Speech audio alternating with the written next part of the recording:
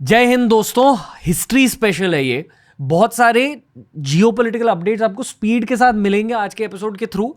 But sir ने और मैंने बहुत ज़्यादा हिस्ट्री की पढ़ाई करी है आज के एपिसोड के लिए, ताकि it can be N evergreen episode, ताकि आपको बहुत कुछ सीखने को मिले और इस पूरे ईरान वर्सेस यूएसए कॉन्फ्लिक्ट को आप और गहराई से समझे।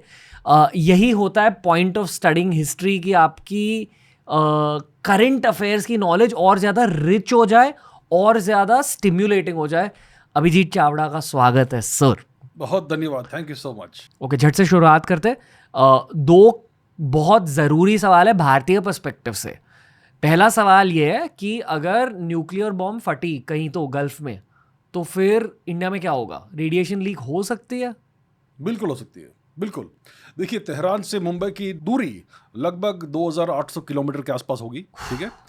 और जब मैं छोटा था, जब मैं एक लड़का था, तब चेरनोबिल में एक्सप्लोजन हुआ था न्यूक्लियर रिएक्टर का, और मैं रहता था स्विट्जरलैंड में। वो लगभग 2200 किलोमीटर है चेरनोबिल से, और वहाँ पर उसका फॉल आउट हुआ था। ओके, चेरनोबिल न्यूक्लियर एक्सप्लोजन का। तो डेफिनेटली अगर ईरान में कहीं पे एक्सप्लोजन होता है या फिर गल्फ में होता है, तो भारत इतना दूर नहीं है, और एक्सप्लोजन तो पूरा उसके जो न्यूक्लियर फॉल आउट है वो सब एटमॉस्फेयर में जाता है, और हवा के करंट्स के कारण यहाँ वहाँ फैलता है। So definitely India can be impacted by this. मतलब आप एक फिजिसिस्ट भी हो, न्यूक्लियर फॉल आउट मतलब क्या? फॉल आउट क्या होता है? न्यूक्लियर फॉलआउट मतलब जब न्यूक्लियर बॉम्ब फटता है तो उसमें से बहुत सारे रेडियो एक्टिव पार्टिकल्स बाहर जाते हैं into the atmosphere, essentially vaporise होके आते हैं, और फिर जब थोड़ा ठंडा होता है वो, तो कंडेंस होता है।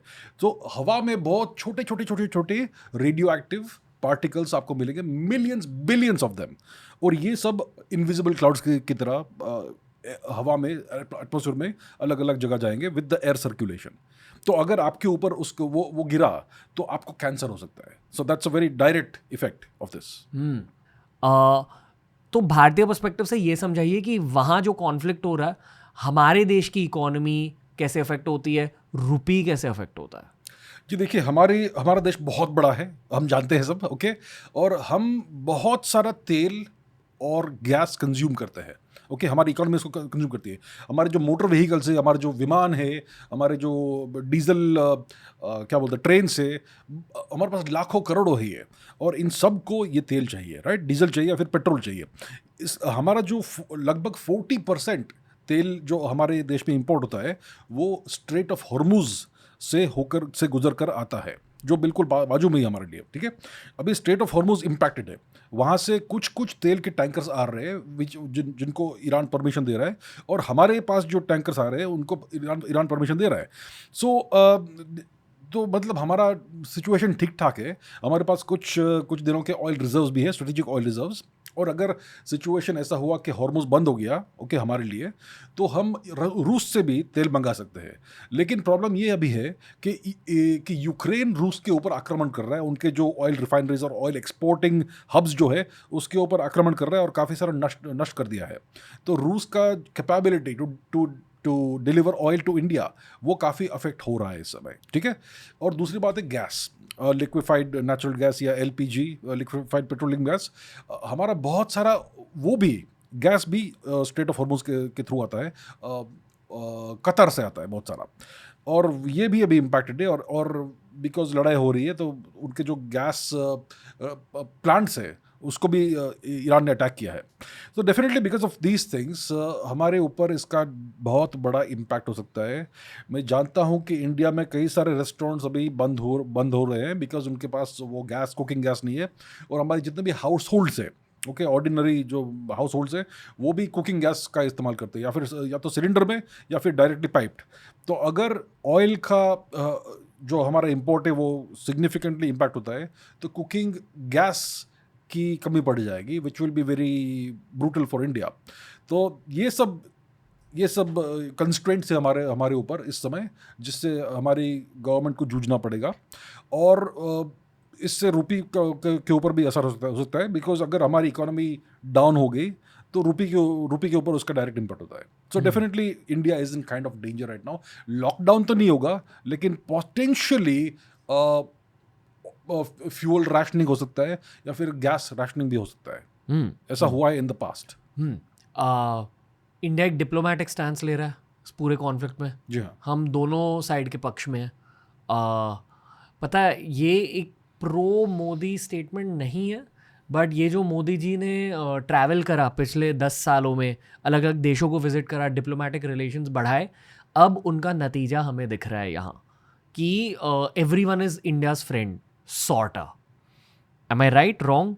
जी हाँ, यू आर राइट। इंडिया ने मल्टी अलाइनमेंट का पॉलिसी पिछले 10-12 साल में बनाया है। हम सभी के मित्र हैं, हमारा कोई दुश्मन नहीं है। Unless you want to be our enemy तो हम कुछ नहीं कर सकते, लेकिन हम सबसे मित्रता करना चाहते हैं। हम पाकिस्तान से दूर रहेंगे, हम उनसे बात करने की ज़रूरत नहीं है, लेकिन बाकी सारे देशों से हम अच्छे रिलेशंस बनाने की कोशिश कर रहे हैं, बनाने के प्रयत्न किया है और बहुत सक्सेसफुली किया है। जो गल्फ नेशन है सारे के सारे, उनके साथ हमारे अच्छे रिलेशंस, मतलब इतने अच्छे रिलेशंस नहीं थे पहले, अभी बहुत अच्छे रिलेशंस है with UAE, with Saudi Arabia, with Oman, even with Qatar etcetera. तो इवन विद ईरान के साथ भी हमारे काफ़ी रोबस्ट रिलेशंस है। तो हम सबके मित्र हैं। और इजराइल की बात है, हमारा इजराइल के साथ काफ़ी स्ट्रॉन्ग स्ट्रेटेजिक पार्टनरशिप है। तो हम सबके मित्र हैं, हम किसी के दुश्मन नहीं है। हम यूएस से भी अच्छा रिलेशनशिप चाहते हैं, हम इजराइल से भी चाहते हैं और ईरान से भी चाहते हैं। तो इस समय सिचुएशन ये है कि India is the only nation जो सभी के साथ अच्छे रिलेशंस आज भी कर सकता है। So it's a very good policy to have. Okay, अभी हिस्ट्री में घुस जाते हैं। आई थिंक हर कोई ना आयातोला खोमेनी के बारे में जानता है, एटलीस्ट नाम तो सुना होगा, बट वो एक 1970s के फिनोमेना है। उनसे भी पहले ये ईरान यूएसए की स्टोरी शुरू हुई थी 1950s में। और जिस तरह से अंग्रेज़ इंडिया पर रूल करते थे, अंग्रेज़ कुछ हद तक ईरान पर भी रूल करते थे सेम पीरियड में। हम अक्सर अंग्रेज़ों को एक भारतीय पर्सपेक्टिव से देखते हैं, बट अंग्रेज़ एशिया में बहुत सारे देशों को रूल करते थे। जहाँ भी इंग्लिश बोली जाती है, यू कैन अज्यूम कि अंग्रेज़ों का कुछ तो एलिमेंट था वहाँ। ईरान की हिस्ट्री जब मैं पढ़ रहा था इस पूरे स्टडिंग फेज़ में, तो मेरे को पता चला कि वो देश आज भी डिवाइडेड है। कुछ कुछ लोग रूलिंग गवर्नमेंट को सपोर्ट करते हैं, कुछ कुछ लोग अगेंस्ट है, और हिस्टोरिकली भी यही सिनारियो रहा है ईरान के लोगों का। बट आई डू बिलीव कि अमेरिका एक नैरेटिव पुट आउट करता है ईरान के बारे में कि नहीं एक्सट्रीमिस्ट देश है, ये हो रहा है, वो हो रहा है। दिसंबर 2025 में एक पब्लिक रिबेलियन भी हुआ था, मोर्चा हुआ था about the current rulers, but it was more related to inflation in Iran.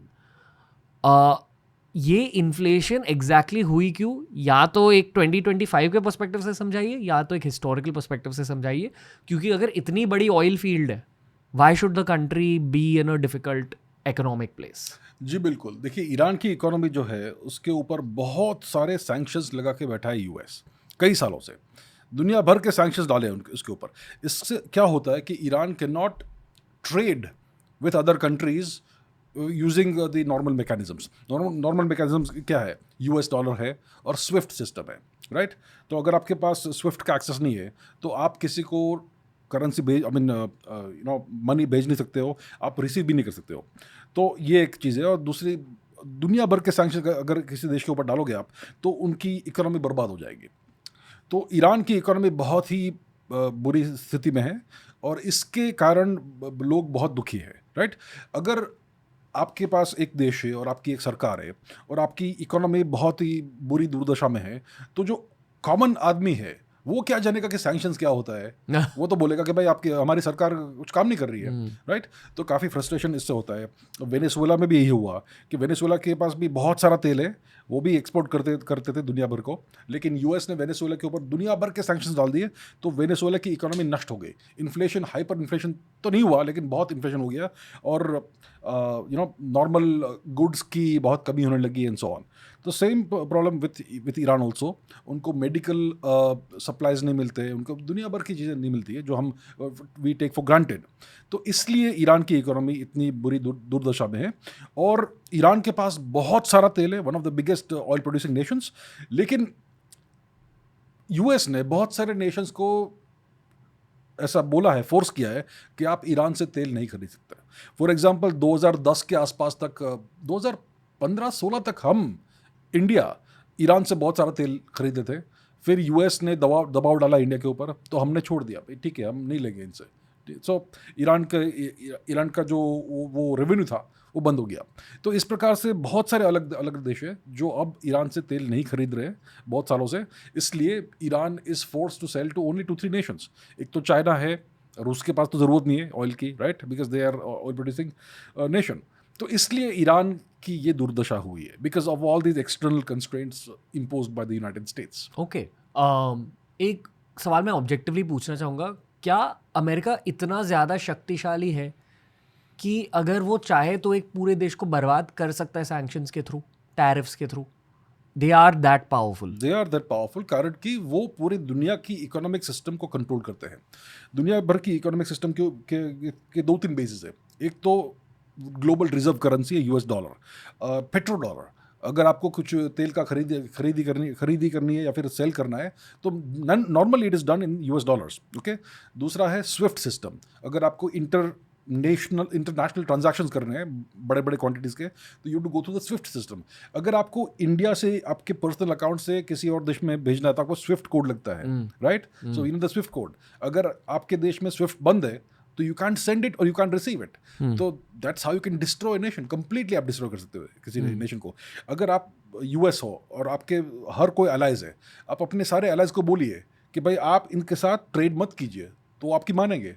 तो ये कंट्री पूरा आइसोलेट हो गया और उससे उनकी इकोनॉमी बर्बाद हो जाएगी। सो the US can actually destroy Nations economy today. Okay, हम हिस्ट्री में भी घुसेंगे, उससे पहले आपसे ये पूछना चाहूँगा कि इस पूरे कॉन्फ्लिक्ट की वजह से फाइनेंशियली बेनिफिट कौन कर रहा है? क्योंकि रिपोर्ट्स आई है कि यूक्रेन भी ड्रोन्स बना रहे हैं जो मेरे ख्याल से यूएसए खरीद रहा है। So they are definitely financially benefiting.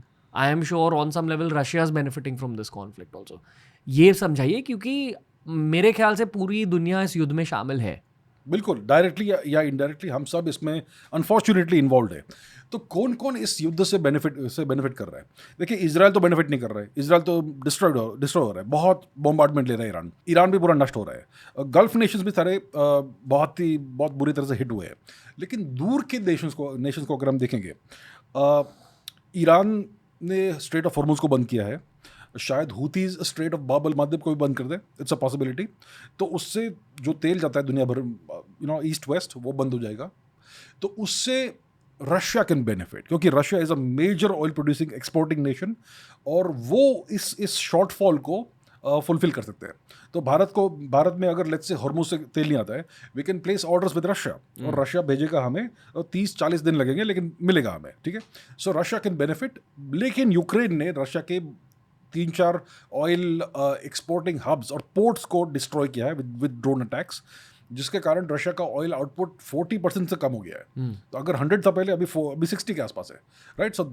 So Russia benefit कर रहा था, लेकिन Ukraine is insured that now they will not benefit that much. Okay, दूसरा यूक्रेन है।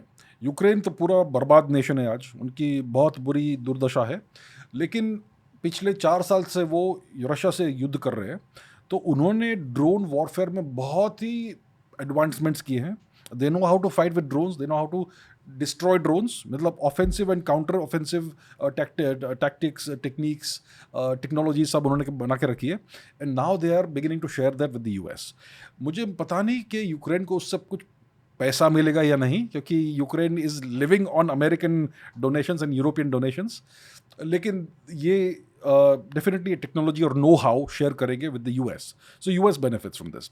अगर हॉर्मुज बंद हो गया, ओके, बाब अल मांदेब बंद हो गया और रशिया का भी सप्लाई कम हो गया, तो यूएस बेनिफिट्स, क्योंकि US is the world's largest oil producing nation और वो फिर अपना तेल बेचेंगे पूरी दुनिया को, राउंड अबाउट वेज से, शायद केप ऑफ गुड होप से भेजे, whatever. So we can then buy from US, लेकिन यूएस को उससे काफ़ी पैसा बनेगा। So US benefit from that. China का क्या सिचुएशन है? Does China benefit? देखिए, चाइना जो ऑयल इंपोर्ट करता है, लगभग 15 से 20% ईरान से आता है। अगर ये बंद हो, अभी बंद नहीं है लेकिन थोड़ा धीरे हुआ है, अगर बंद हो गया तो it will hit China badly, because China needs a lot of oil. Japan को भी ऑयल चाहिए। लेकिन चाइना एक ऐसा नेशन है which is surrounded by the US के मोर देन 200 बेसेस है जो चाइना को सराउंड करते हैं from various directions, basically south और ईस्ट से, राइट, द आइलैंड चेन्स। अभी यूएस ने अपने जो वेपन्स है, टोमाहॉक मिसाइल से, थैड एयर डिफेंस सिस्टम से, area defence systems, interceptor missiles, बहुत सारे ये जो स्टॉक पाइल्स है वो ख़त्म कर दिए यूएस ने फाइटिंग अगेंस्ट ईरान। इससे चाइना को डेफिनेटली एडवांटेज हो सकता है, क्योंकि अगर कल लेट्स से चाइना डिसाइड करता है, शी जिनपिंग ने ऑर्डर दिया लेट्स से हाइपोथेटिकली कल कि जाइए ताइवान पे आक्रमण कीजिए, तो यूएस के पास जो जो म्यूनिशंस है वो कम है। कुछ तो सिस्टम्स उन्होंने साउथ कोरिया से निकाल के पर्शियन गल्फ में भेजे हैं। So the US ability to counter balance China वो थोड़ा कम हो रहा है अभी, right? So China is benefiting in that manner, लेकिन not from the oil perspective. So EU के ऊपर भी काफ़ी बुरा असर हुआ है ऑयल का, हमारे ऊपर भी हुआ है। So mostly I think US benefits from this in the long run, and China benefits to some extent because of the US stockpile depletions. मतलब इस युद्ध से यूएस चाइना कुछ हद तक यूक्रेन बेनिफिट कर रहा है, थोड़ा बहुत रशिया भी, थोड़ा बहुत रशिया। थोड़ा बहुत या ओके। अभी जो ये कॉन्फ्लिक्ट हो रहा है, मैं ये जानता हूँ, ये थोड़ा एक मिलिट्री पर्सपेक्टिव है कि अगर करेंटली वॉरफेयर हो रहा है दुनिया में कहीं भी, तो दुनिया भर के मिलिट्रीज ना उस वॉरफेयर को स्टडी करते हैं कि what is the most modern form of warfare happening. जी हाँ, यूक्रेन रशिया के बीच वो एसिमेट्रिक वॉरफेयर चल रहा था। करेंटली ईरान और यूएसए के बीच भी एसिमेट्रिक वॉरफेयर चल रहा है। Asymmetric warfare loosely speaking is कि आप बेसिकली कम पैसे खर्च करके युद्ध को लंबा खींच रहे हो। What is asymmetric warfare sir? asymmetric warfare is of different types. Okay. एक सिचुएशन ये है कि एक बहुत ही शक्तिशाली नेशन है which is fighting a very weak nation, लेकिन weak nation because of innovation and guerrilla tactics and all that, it's able to fight for a long time the powerful nation. For example, Vietnam में ऐसा हुआ था। US बहुत ही शक्तिशाली nation है, but Vietnam eventually defeated the US through asymmetric warfare. दूसरा example है जब यूएसएसआर ने इन्वेजन किया था अफगानिस्तान के ऊपर, तब यूएस ने थ्रू पाकिस्तान बहुत सारा सप्लाई किया अफगानिस्तान को। उन्होंने पूरे ये मुजाहिदीन खड़े किए, and through asymmetric warfare they were able to outlast the USSR and eventually force USSR to withdraw. तो ये asymmetric warfare का दूसरा एग्जाम्पल है। तीसरा एग्जाम्पल है कि एक नेशन है जिसका एक ही स्ट्रेटेजी है, which is to use brute force. आओ पूरे नेशन को फ्लैटन कर दो एंड देन वॉक इन। अगर यूएस का जो यूएस ने इराक में किया था, एग्जैक्टली 2003 में, ओके, या तो यूएस का एक ही स्ट्रेटेजी है, walk in and just brutalise the whole nation, flatten it. तो ये इसका आप सामना कैसे करोगे? तो उसका सामना ईरान ऐसे कर रहा है कि इट इज़ यूजिंग उन्होंने देव डन देयर होमवर्क। उन्होंने बहुत बड़े स्टॉक पाइल्स बना के रखे हैं of different kinds of drones, Shahed drones etcetera. लाखों ड्रोन हो गए उनके पास, and maybe more than 10,000 ballistic missiles, maybe more than 10,000, maybe 20-30,000। और इससे वो क्या कर रहे हैं कि उन्होंने सबसे पहले तो जो इंटरसेप्टर मिसाइल्स होते हैं यूएस के और इजराइल के, उनको ऑलमोस्ट एग्जॉस्ट कर दिया है। लेट्स से यूएस के पास 10,000 इंटरसेप्टर्स थे, इजराइल के पास 10,000 थे, तो इन्होंने चीप ड्रोन्स भेज के उन सारे इंटरसेप्टर्स को ऑलमोस्ट ख़त्म कर दिया है। दूसरा उन्होंने क्या किया है, through a very precise ballistic missile and drone strikes उन्होंने रेडार्स को नष्ट किया है, और अमेरिकन एवैक्स एयरक्राफ्ट जो होते हैं जो हवा में रेडार लेके जाते हैं उनको डिस्ट्रॉय किया है। और उनका जो stock pile of drones and ballistic missiles वो खत्म ही नहीं हो रहा है। उन्होंने सबसे पहले जो पुराने बैलिस्टिक मिसाइल्स थे, जो पुराने टेक्नोलॉजी वाले थे, उनको यूज़ किया to exhaust all the interceptor missiles, और अब वो नए बैलिस्टिक मिसाइल्स का प्रयोग कर रहे हैं। तो वो कैसा बैलिस्टिक मिसाइल है कि आता है, it and re enters the atmosphere, और फिर वो 50-60 सब म्यूनिशंस को डिप्लॉय करता है। मतलब एक मिसाइल फट के बहुत सारी मिसाइल्स निकलती है, बहुत सारे बम निकलते हैं। तो अगर आप इंटरसेप्ट करना चाहोगे तो आप 50-60 में से किसको इंटरसेप्ट करोगे? You can't intercept it. तो ईरान ये सब स्ट्रैटेजीज यूज कर रहा है which are very asymmetric strategies. US के पास ओवरवेलमिंग फोर्स था, लेकिन ईरान ने because of the strategies they have essentially checkmated the US. और यूएस के पास गल्फ रीजन में कई सारे मिलिट्री बेसेस है।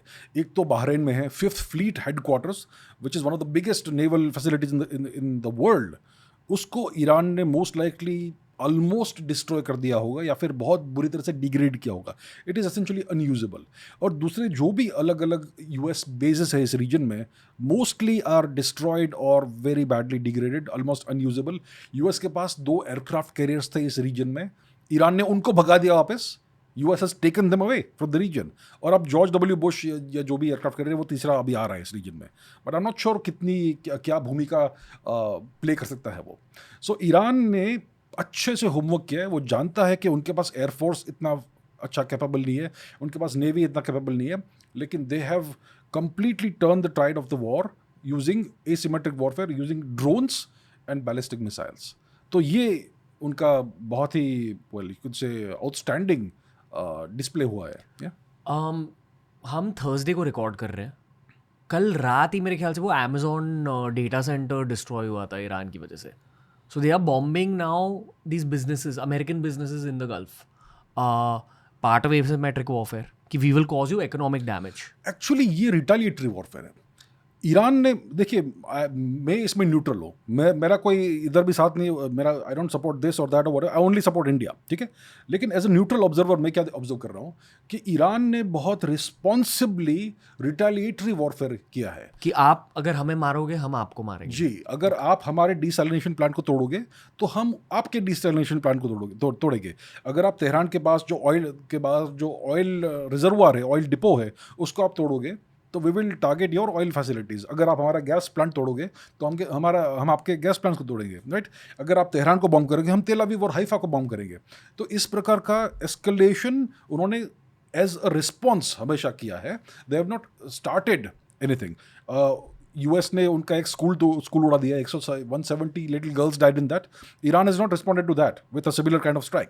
तो ईरान रिस्पॉन्ड कर रहा है, रिटालिएट कर रहा है. ईरान प्रोवोक नहीं कर रहा है या फिर एस्केलेट नहीं कर रहा है. तो सिचुएशन ये है, Iran is being very responsible actually. Trump ने एक स्टेटमेंट दी आज सुबह ही कि we will send you back to stone age. जी हाँ. मतलब क्या कह रहे हैं यहाँ? ट्रम्प ने जो स्पीच दिया आज सुबह, it was aimed at the American audience. Okay, Trump, foreign policy is all about domestic politics actually at the end of the day. अगर आप फॉरेन पॉलिसी अच्छे से कर रहे हो तो आपको अच्छे और वोट मिलेंगे, आपका पार्टी और स्ट्रांग होगा. अगर आप बहुत ही बुरा प्रदर्शन कर रहे हो in foreign policy, then you will lose votes. अभी नवंबर में उनका मिड टर्म इलेक्शन आ रहा है. अगर ट्रम्प इस युद्ध में जीत नहीं सकते, अगर जीत हासिल नहीं कर सकते, then the Republican party will be wiped out in the mid terms. तो ट्रम्प एसेंशियली मोरल अपलिफ्ट करने की कोशिश कर रहे हैं अपने वोटर्स का. तो you use robust language for that. हम आपको स्टोन एज में वापस भेज देंगे एंड सो ऑन. और ट्रम्प कह रहा है कि हम और 3-4 सप्ताह तक ये युद्ध करेंगे and by that time we will completely finish off Iran. उसने ये स्टेटमेंट दिया है. So I think it is more hopeful than not. उनके पास डेफिनेटली कैपेबिलिटी है to bomb Iran to the stone age, लेकिन ईरान के पास capability to keep fighting back because उन्होंने अच्छे से होमवर्क किया. उन्होंने बहुत ही डीप अंडरग्राउंड टनल्स बनाए हैं, सिटीज़ बनाए हैं, military cities underground, like 500 meters underground. और वो अपने मिसाइल्स और ड्रोन्स चलाते रहेंगे even if the country is destroyed. तो ट्रम्प इज होपिंग कि बाय नेक्स्ट 3-4 वीक्स में ये ईरान हार जाए, लेकिन इट लुक्स अनलाइकली. सर, अभी ईरान हिस्ट्री के बारे में थोड़ा बात करते हैं. श्योर. बहुत ज़रूरी है भारतीयों के लिए. हम अक्सर ना ग्लोबल हिस्ट्री कम समझते हैं. आई थिंक ये बदलाव आ रहा है. We are learning about global history more. 1950s Iran के लिए एक बहुत क्रूशल समय था. इनफैक्ट उनके हिस्ट्री टेक्स्ट बुक्स में 1953 की बहुत बातें की जाती है और उनके हर सिटीजन को 1953 के बारे में बताया जाता है बचपन में ही. और बचपन में ही एक एंटी अमेरिका सेंटिमेंट फॉर्म होता है. तो जो हम आज कह रहे हैं कि इन्होंने बहुत ज़्यादा तैयारी करी है, इतने सारे बैलिस्टिक मिसाइल्स है, ड्रोन्स है, आई फील कि Iran was readying up for war for a very long time. और उन्हें पता था कि ये होगा. बिल्कुल बिल्कुल ना. और उन्हें पता था कि अमेरिका ही ये करेगा. तो 1953 में मोहम्मद मोसादेह एक बहुत बढ़िया लीडर थे ईरान के लिए, बहुत कुछ करा था. He was actually helping the country grow. उससे पहले जो अंग्रेज़ वहाँ राज कर रहे थे उन्होंने बहुत नाइंसाफ़ी करी ईरानियन पॉपुलेशन के साथ. हमारे साथ भी नाइंसाफ़ी करी, वो हम सबको पता है. वो हमारा इंडिपेंडेंस स्ट्रगल था. They looted wealth. वहाँ से they looted oil, which is wealth. Yes. British Petroleum is what sir? British Petroleum, Anglo Persian oil Company, वो उसका ओरिजिनल नाम. यस. क्योंकि दुनिया की पहली ऑयल फील्ड वहीं मिली थी और ब्रिटिशर्स ने एक्सट्रैक्ट करा. And I believe Mohammad Mosaddegh nationalized oil. Nationalized मतलब नेशनलाइज मतलब अगर कोई फॉरेन कंपनी आपके देश में ऑपरेट करती है and it is majority foreign owned, तो गवर्नमेंट ऐसा कर सकती है कि it will buy it out completely using the public money. तो मतलब वो चोरी नहीं कर रहे, they are simply taking over the company and giving the foreign investors whatever they are suppose to get as per the current rates. उसको वो कहते हैं नेशनलाइजेशन.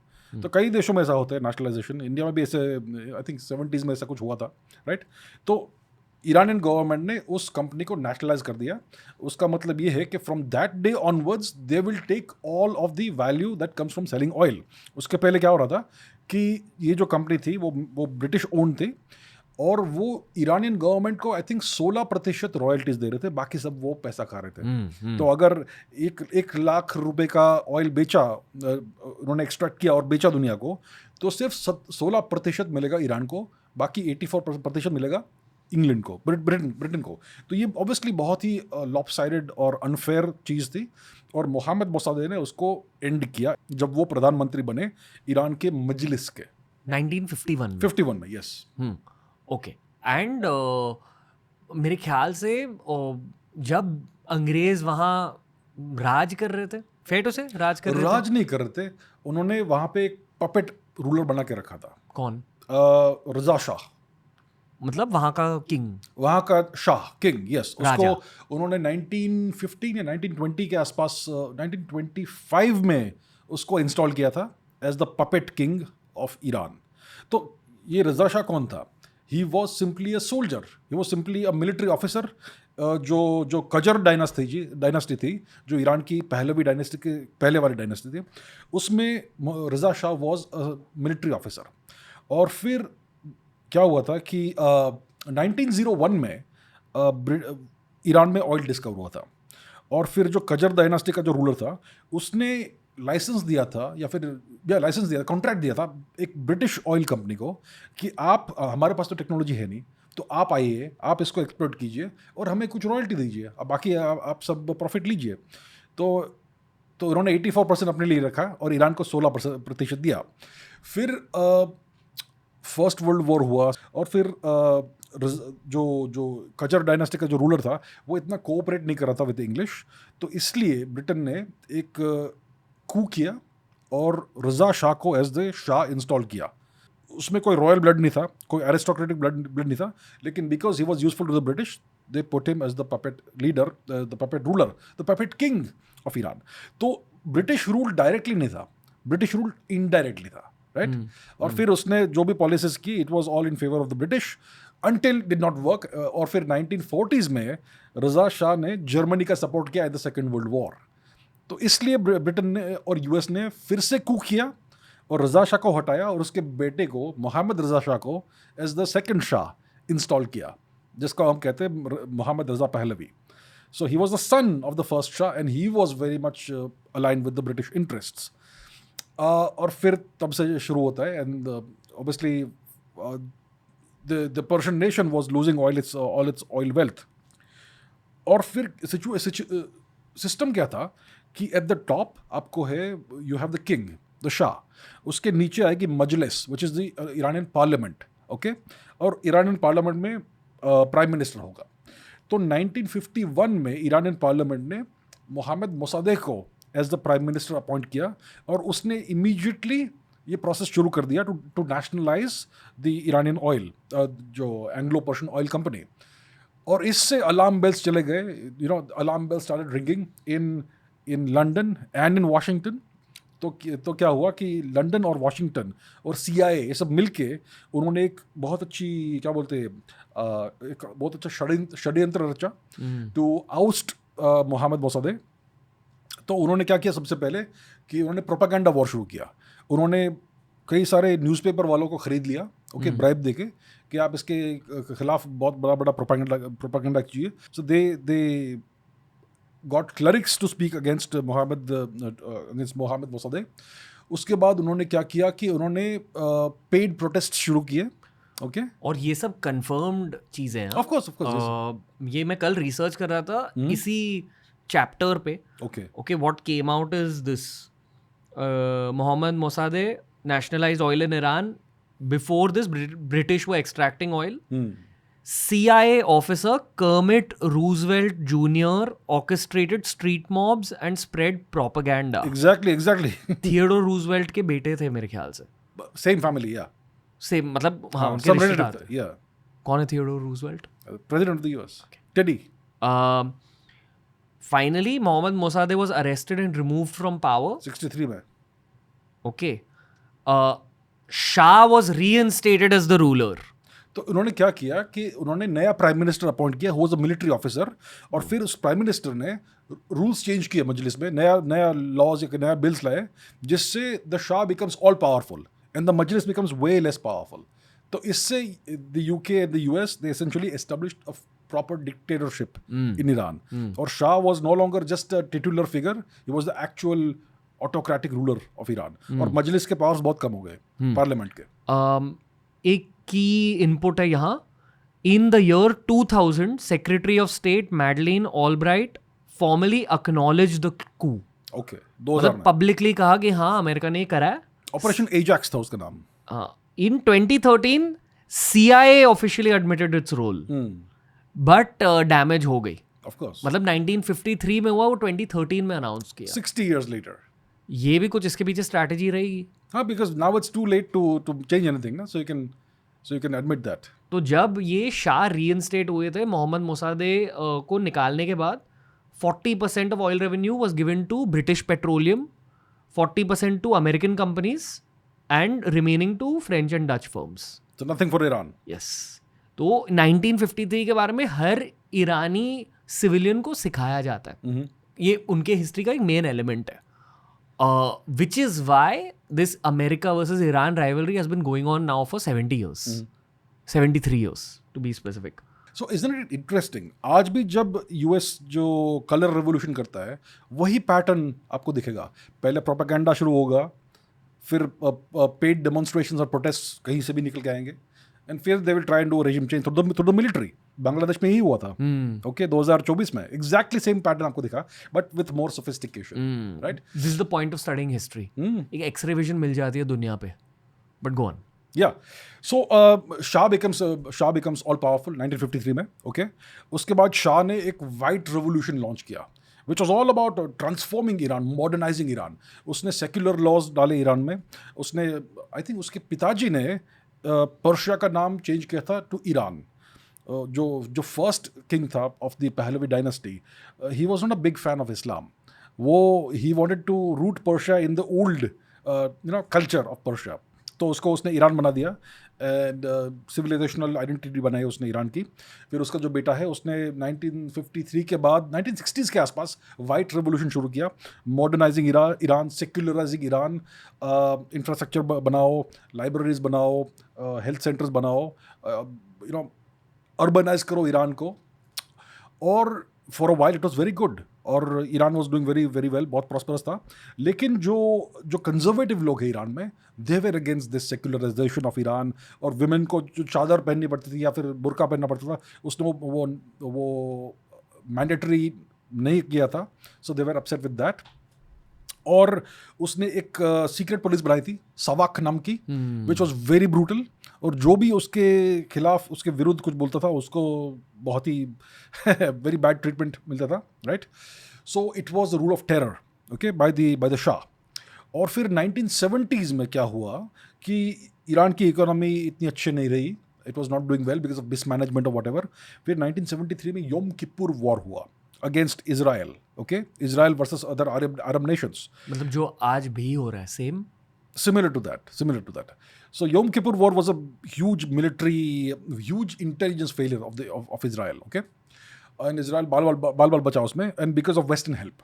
तो western Nations, essentially US, UK और दूसरे नेशंस ने Israel को full support किया, फुल सपोर्ट सर. इसलिए इजराइल बच गया. और उससे अरब नेशंस बहुत दुखी हो गए, बहुत गुस्सा हो गए, और उन्होंने ऑयल एम्बार्गो डाला यूएस के ऊपर और वेस्ट के ऊपर कि हम आपको ऑयल नहीं बेचेंगे, आपको जो करना है कर लो. Okay, so that led to the oil wars of the 1970s, 1973 onwards. बहुत उसका लॉन्ग टर्म इफेक्ट हुआ. जैसे आज आपको शुरुआत दिख रही है ऑयल की प्रॉब्लम की, that was the kind of thing you had in the 1970s. Okay, तब मोहम्मद रज़ा पहलवी, उसने उस ऑयल एम्बार्गो में पार्टिसिपेट नहीं किया. He kept selling oil to the West, लेकिन ही इंसिस्टेड आप हमें हायर प्राइसेस दीजिए. मतलब ऑयल के प्राइस बहुत बढ़ गए and he was one of the champions of higher prices. और आई थिंक 1970s में उसने भी नेशनलाइज कर दिया ऑयल ईरानियन ऑयल इंडस्ट्री को, right.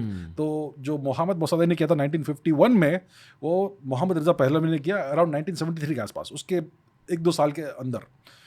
So now he becomes a problem for the West. Okay, तो वेस्ट ने फिर से पॉसिबली कुछ तो किया होगा to start the unrest against Mohammad Reza Pahlavi. एक छोटा सा पॉज ले लेते हैं. Again this is what came out in my research, और मैंने क्लॉड यूज करा है रिसर्च के लिए कल. ओके, बेसिकली एक नैरेटिव दिया जाता है स्पेशली यंग लोगों को दुनिया भर, कि Iran was the perfect westernised country in the early 1970s. Definitely Iran बहुत ज़्यादा वेस्टर्नाइज था as compared to now, but it's not like the whole country was doing well.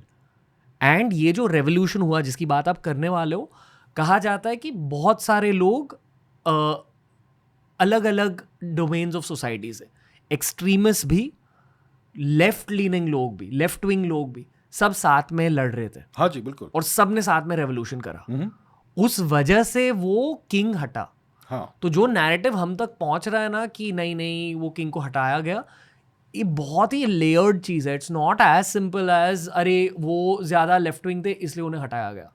There was inflation in the country. There was probably. There is an element of the West again at play here. अब आगे बढ़िए sir, ये late 1970s में exactly क्या हो रहा था ये समझाइए. मैं बस ऑडियंस से ये कहूँगा कि इस पूरे सिचुएशन को ना ऑब्जेक्टिवली देखो, ट्राई अंडरस्टैंडिंग व्हाट्स हैपनिंग. सो उस समय ईरान की जो सोसाइटी थी वो काफ़ी कम्प्लेक्स सोसाइटी थी. सबसे पहले ईरान का जो पॉपुलेशन है वो सिर्फ 50% पर्शियन है. बाकी बहुत सारे माइनॉरिटीज़ हैं, like Balochis, like the Azeris, like the Kurds, like the Arabs, like the Luristanis and so on so forth. तो ओनली 50% आर पर्शियन. दूसरी बात यह है कि ईरान में जो रूरल एरियाज़ है, जो नॉन अर्बन एरियाज़ है, वहाँ पे लोग बहुत कंजर्वेटिव उस समय भी थे, आज भी है. ओके, और जो बड़े सिटीज़ है उसमें जो पॉपुलेशन है that is more westernized, more foreign educated and so on. लेकिन ओवरऑल सिचुएशन ये था कि the shah was mismanaging the economy and बहुत ही ऑप्रेसिव था वो. उसने जो सवाक नाम का जो उसका सीक्रेट पुलिस था वो सबको टेरराइज कर रहा था. And essentially nobody was happy with this entire matter. जो कंजर्वेटिव्स थे वो खुश नहीं थे कि उसने हिजाब वो सब बंद कर दिया, राइट. जो लिबरल्स थे they were not happy with the state of the economy, right, and the reign of terror in the cities and the other places. जो कम्युनिस्ट थे वो भी खुश नहीं थे. So nobody was happy with the shah. Okay, and eventually protest होने लगे धीरे धीरे, और उसने बहुत ब्रूटली प्रोटेस्ट को सप्रेस करने की कोशिश की. लेट 1970s में एक 300 लोग का मैसेकर भी किया उसने, राइट. तो इवेंचुअली सिचुएशन ये हो गया कि it was no longer possible for him to stay in the country, और इसलिए वो इजिप्ट चला गया इन 1979. इस समय क्या एक दूसरा पैरेलल सिचुएशन हो रहा है. There is a guy called Ruhollah Khomeini. Okay, वो बहुत बड़ा क्लेरिक था, शिया क्लेरिक था. क्लेरिक क्या होता है? क्लेरिक मतलब religious leader. So Ruhollah Khomeini was against the shah from the beginning, और उसने 1960s में कुछ प्रोटेस्ट किए थे अगेंस्ट द शाह, जिसके कारण Shah exiled him out of Iran. तो कुछ समय उसने इराक में बिताया रूहुल्लाह खमैनी ने, और फिर 1979 में ही वाज इन फ्रांस. और जो प्रोटेस्ट्स लेट 70s में होने लगे they were all beginning to happen in the name of Ruhollah Khomeini. Everyone was wanting Ruhollah Khomeini कि आप वापस आ जाइए ईरान. तो जब शाह चला गया भाग के out of Iran to first to Egypt, तब Ruhollah Khomeini came back to Iran, to Tehran. और फिर एक इंटरिम गवर्नमेंट बनी 1979 में आफ्टर द ईरानियन रेवोल्यूशन, जो कुछ महीने चली. उसके बाद प्रॉपर थियोक्रेटिक गवर्नमेंट की एस्टेब्लिशमेंट हुई, मतलब इस्लामिक शरिया लॉ वाला गवर्नमेंट. और सिस्टम ये हुआ कि आपकी मजलिस रहेगी ईरान में, पार्लियामेंट रहेगी विच will B voted for. Okay, elections होंगे ईरान में, तो पार्लियामेंट में आपका प्राइम मिनिस्टर होगा, प्रेसिडेंट भी होगा. लेकिन above the parliament there is a committee of experts, elderly experts in Shia jurisprudence and so on, okay? And they will appoint a supreme leader who has to be a great scholar of Islam, Shia Islam and all. तो सबसे पहले supreme leader बने रूहुल्लाह खमैनी, जिनका origin actually India में है थोड़ा बहुत. Okay, UP. UP आयातोला। Kintur नाम का एक गांव है, वहाँ पर उनके ग्रैंडफादर रहते थे। वो ऑब्वियसली ईरानियन थे, लेकिन उनकी जो पत्नी थी वो इंडियन थी शायद। सो रुहुल्लाह ख़मैनी जब लिटरेचर लिखते थे, गज़ल लिखते थे, तो he used to use the epithet al Hindi for that, you know. So Ruhollah Khomeini का थोड़ा टेंजेंशियल इंडियन कनेक्शन है। सो 1979-1980 के आसपास रुहुल्लाह ख़मैनी बन गए सुप्रीम लीडर ऑफ ईरान, और नई गवर्नमेंट की स्थापना हुई। And as soon as this happens, as soon as the Iranian revolution succeeds, जो नई गवर्नमेंट बनी, उनके जो यंग हॉट हेडेड लोग थे, उन्होंने यूएस एम्बेसी पे कब्जा किया, और बहुत सारे उनके जो डिप्लोमेट्स और स्टाफ थे उनको एज हॉस्टेज ले लिया। और ये 400 दिन से ज्यादा उन्हें हॉस्टेज रखा। 444 days, 444 days, जो तभी के अमेरिकन प्रेसिडेंट के लिए एक बहुत एम्बैरेसिंग सिचुएशन बन गई थी। और उन्होंने एक्चुअली 2-3 प्रयत्न भी किए थे to send armed forces and to get this people back, and it was this are all big failures. So बहुत ही एम्बैरेसिंग सिचुएशन हो गया था। इवेंचुअली आफ्टर 444 days उनको रिलीज़ किया गया, लेकिन उससे क्या हुआ इस पूरे एपिसोड से, कि दोनों नेशंस में बहुत ही बुरे रिलेशंस हो गए। They became essentially outright enemies. Okay, तो ईरान कहता है कि यूनाइटेड स्टेट्स इज़ द शैतान ए बुजुर्ग, द ग्रेट शैतान, एंड छोटा शैतान कौन है? इजराइल है। ये तब से 1979 से ईरान बोल रहा है, ठीक है। और फिर यूएस बहुत दुखी हुआ, बहुत गुस्सा हुआ इस पूरे एपिसोड से। तो यूएस ने सद्दाम हुसैन को ग्रीन लाइट दिया कि आप जाइए और आप ईरान पर आक्रमण कीजिए, और ईरान को आप कब्जा कर लीजिए, you can be the king of Iran. और उन्होंने सद्दाम हुसैन को पैसा दिए, आर्म्स दिए, सब कुछ दिया, राइट। ईरान इराक वॉर 1980 में शुरू हुआ। एक मिनट, हल्के से पॉज करते हैं यहाँ और 2026 में लौट जाते हैं। ओके, जितने भी मिलिट्री पॉडकास्ट करे हैं, वॉर हिस्ट्री वाले पॉडकास्ट करे हैं, उन सारे पॉडकास्ट से ये मैंने जाना है कि जितने हिस्टोरिकल वॉर्स भी हुए 1000-2000 साल पहले, इफेक्टिवली या तो लैंड, या तो पावर, या तो पैसों के लिए होते हैं। यहाँ सेम चीज़ ही हो रही है। Oil is the main catch for whoever is ruling Iran. Yes, am I right? बिल्कुल। तो 2026 के पर्सपेक्टिव से भी ये युद्ध हो रहा ही क्यों है? What is happening? What is the pattern we are seeing again and again? It's something related to oil? Great question. US का ग्रांड स्ट्रेटेजी क्या है? देखिए, इस साल के लेट्स रिवाइंड बैक टू जनवरी 2026, 3 महीने पहले। 6 जनवरी 2026 में यूएस ने वेनेजुएला में कू किया। वहां पे गए, उनके प्रेसिडेंट श्री मदुरो जी को उठाया, किडनैप किया और लेके गए न्यूयॉर्क। बहुत झट से वो हुआ ना, वो ये अच्छे कुछ ऐसे लाइट, मतलब इलेक्ट्रिसिटी ऑफ करके, सारे सिस्टम्स ऑफ करके झट से गए विद मिनिमल डैमेज। वो मैच फिक्सिंग था वेनेजुएला के गवर्नमेंट के साथ। Yes, okay. So they gave up Maduro and फिर दे बिकेम प्रो यूएस, और दे बिकेम यूएस पपेट्स। तो वेनेजुएला में यूएस ने ये क्यों किया? क्योंकि वेनेजुएला की धरती के अंदर लगभग विश्व के 20% प्रूवन ऑयल रिजर्व्स है। ओके, इतना वो एक्सट्रैक्ट नहीं कर पा रहे because they are a poor nation, उनके पास कैपेबिलिटी नहीं है, लेकिन रिजर्व्स है उनके पास। वो ऑयल का ग्रेड अलग है, it is a very very very heavy sour oil, जो दुनिया में 3 रिफाइनरीज ही उसको प्रोसेस कर सकते हैं, इंक्लूडिंग वन इन इंडिया। लेकिन US is in control of 20% of the world's oil reserves. So that is a problem for China, because China वहाँ से 3% अपना ऑयल ले रहा था वेनेजुएला से। अब ईरान को अगर वो लेंगे, कब्जा करेंगे, and they take over Iran's oil reserves, then China के लिए और भी बड़ा खतरा है, because then China will lose 20% of its oil inputs, right. तो यूएस क्या कर रहा है एक्चुअली, कि दुनिया में जहाँ भी ऑयल रिजर्व्स है बड़े बड़े, वहाँ पे वो कंट्रोल करना चाहते हैं। तो अगर ईरान को भी वो कंट्रोल कर लेंगे, then China will only have to depend on Russia, which will be a very big problem for China also, क्योंकि रशिया से चाइना तक पहुंचाना काफ़ी डिफिकल्ट है, right, and you can create more problems logistically for them. So essentially end game है China, कि China को defeat करना है, चाइना को पूरी तरह से एनसर्कल करना है, so that without fighting a war you can make them agree to your terms. Economically weaken करना चाहिए। इकोनॉमिकली देखिए, a nation can't function without energy. Energy is the basis of everything. अगर चाइना के energy से कि China is not sovereign in terms of energy, उनको oil import करना पड़ता है, which is a big problem for China and also even more for India.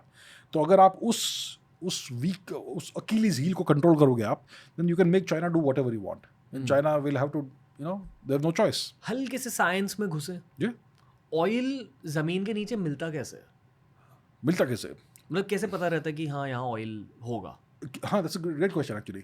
कुछ कुछ प्रकार के रॉक फॉर्मेशंस होते हैं विच आर नोन कि अगर वहाँ पे उस प्रकार का रॉक फॉर्मेशन हुआ then there is a high likelihood of having oil.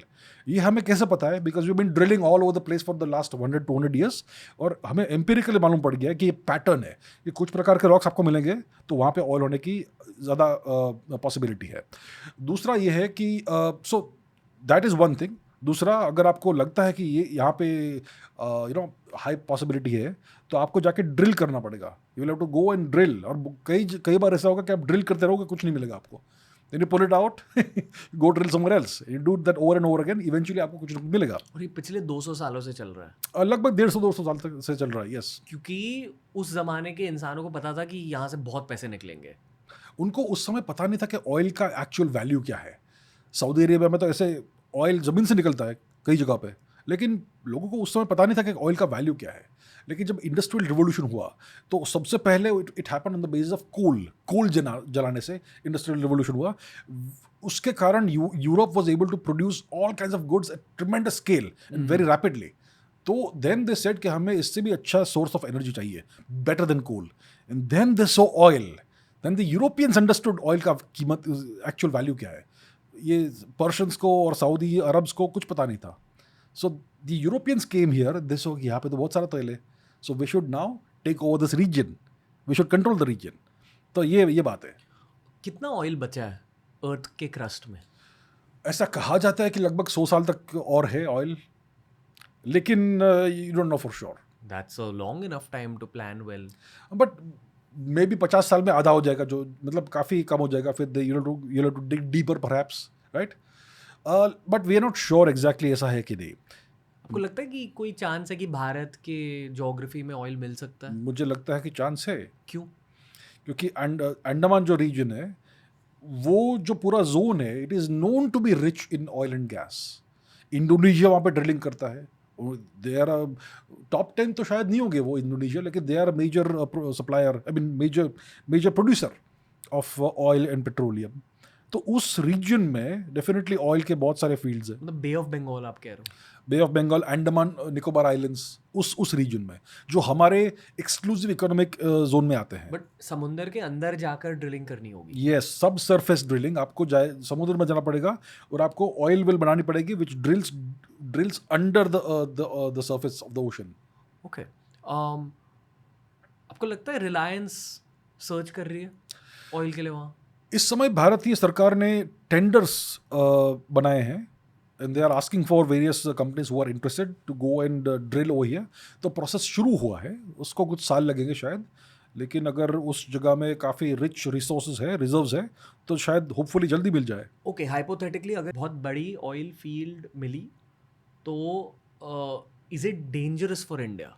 क्योंकि संजीव सन्याल सर जो बेसिकली कैबिनेट में काम करते हैं, उनने कहा कि ये किसी भी देश के लिए एक डेंजरस सिचुएशन हो सकती है। It's not as simple as हाँ ऑयल मिल गया तो आप अमीर बन जाओगे।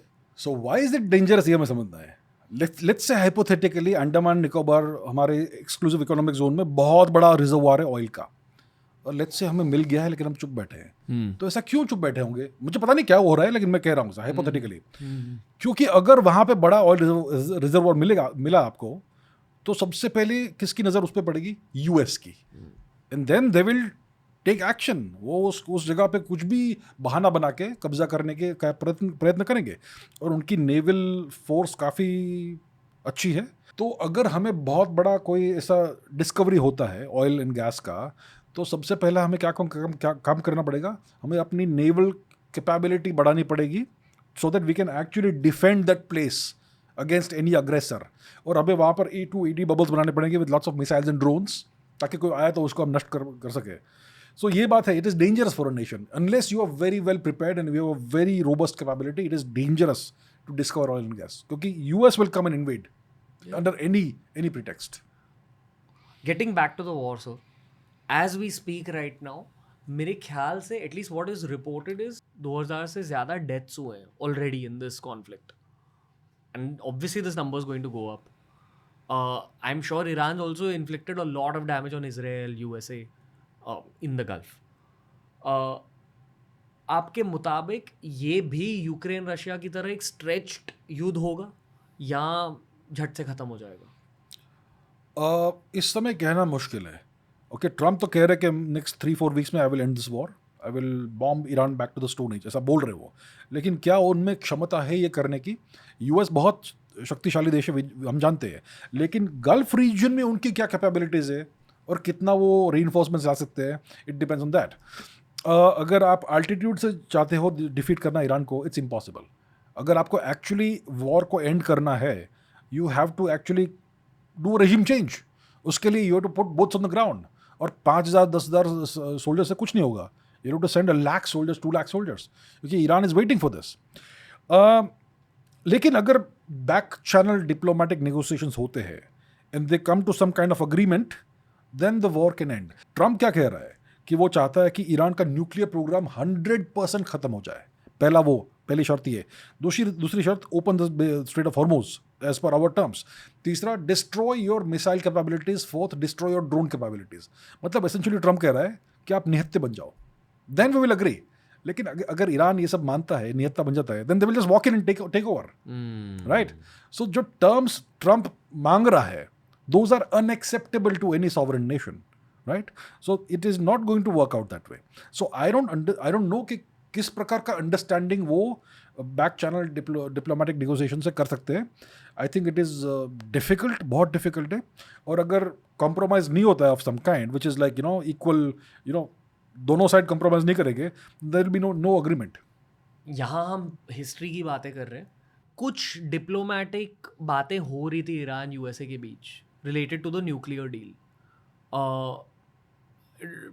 And then USA revoked its terms. Yes, 2015-2016 की बात है ये।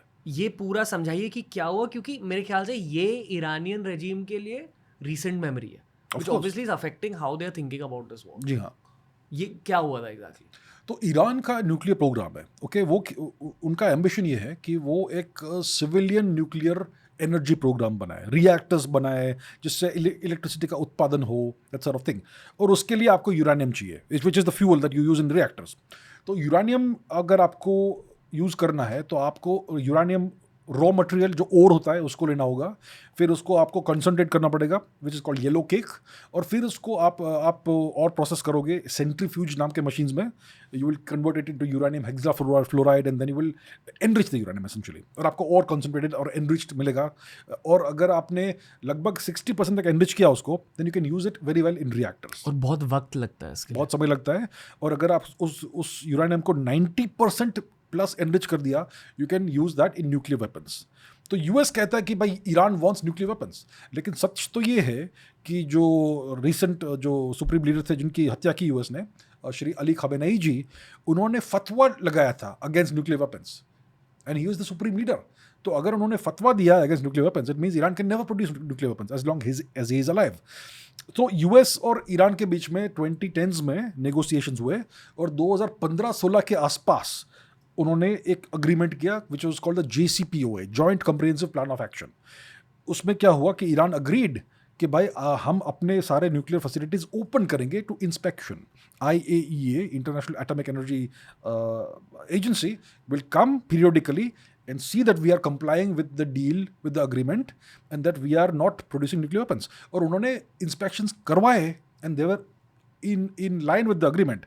फिर 2017 के आसपास ट्रम्प ने कहा कि I am not happy with this deal, और यूएस उसमें, and the US then walked out of the deal unilaterally. उन्होंने डील को वायलेट कर दिया। What was US doing for Iran here? In exchange for Iran opening up its facilities for inspection, US ने agree किया था कि हम आपसे कुछ सैंक्शंस कम कर देंगे। ओके, सैंक्शंस रिलीफ की बात थी, मतलब इकोनॉमिक रिलीफ, सैंक्शंस कि रिलीफ, जैसे आपकी गर्दन पकड़ के रखी है, थोड़ा कम, थोड़ा लूज करेंगे। ओके, बट आप बस न्यूक्लियर बॉम्ब मत बनाओ। हाँ, जो हमने टर्म्स अग्री किए हैं आप उसका पालन कीजिए और हम उसको इंस्पेक्ट कराएंगे बार बार, I mean periodically. So Iran was doing everything as per the JCPOA, और उसको पूरा इंस्पेक्शन हो रहा था, and Iran was not producing was not even trying to do nuclear weapon stuff. फिर Trump walks out of the Iran nuclear deal, and फिर से उसने गर्दन टाइट कर दी, और तब से आज तक सिचुएशन ये है। यानी कि ईरान को बोला अभी back, we are bringing sanctions back, we are bringing everything back. But coming back to the topic, ये न्यूक्लियर डील में फाइनली क्या हुआ, तो ट्रम्प ने बोला back to tariffs, Yes. They brought back pressure on Sanctions. Iran, Yeah. Brought back sanctions on Iran. फिर Iran ने अपना न्यूक्लियर प्रोग्राम ऑन किया फिर से। उन्होंने फिर अपने इंस्पेक्शंस जो हो रहे थे वो बंद कर दिए। We will no longer allow our facilities to be inspected by IAEA। और उन्होंने फिर अपना एनरिचमेंट जो भी चल रहा था वो किया, लेकिन फतवा था सुप्रीम लीडर से कि आप न्यूक्लियर बॉम्ब नहीं बनाएंगे, विच मीन्स दैट ईरान ने 90% प्लस एनरिचमेंट नहीं किया होगा। ओके, एक हल्का सा पर्सपेक्टिव देना चाहूँगा। मेरे एक ईरानियन दोस्त है, 2-3 है, उन सारों से जब मैंने पूछा उनके गवर्नमेंट के बारे में, this is before Ali Khamenei was killed, okay, उन सारों ने कहा कि यार मतलब हर देश की तरह हमारे देश में भी जनता डिवाइडेड है, कुछ लोग उनके पक्ष में है, कुछ लोग उनके अगेंस्ट है। So it's like any other country. But जो नैरेटिव्स हम तक पहुंचते हैं ना कि नहीं बहुत ही ज़्यादा एक्सट्रीमिस्ट देश है ये वो, दीज आर नैरेटिव्स, ये जानना ज़रूरी है। ऑब्जेक्टिव ट्रूथ जानिए। अगर आपकी कोई ईरानी दोस्त है ना, उनसे पूछे कि क्या चल रहा है आपके देश में या क्या चल रहा था वॉर से पहले। Now I don't no, civilians suffer the most, innocent people suffer the most. ये प्रॉब्लम है तो युद्ध का, राइट? बहुत ही ह्यूमैनिटेरियन कैटास्ट्रॉफी होता है युद्ध में। और हम यहाँ पे we can talk about this theoretically, we have no skin in the game, we don't feel what's happening there. वहाँ पे क्या हाल होगा वी कैन इमेजिन। क्या हाल होगा अभी बॉम्बार्डमेंट चल रहा होगा शायद तेहरान पे या किसी ईरान की किसी सिटी के ऊपर। Like the whole country is shut down pretty much. I think काफ़ी सारे पावर प्लांट्स पे इन्होंने हिट किया है, यूएस ने और इजराइल ने।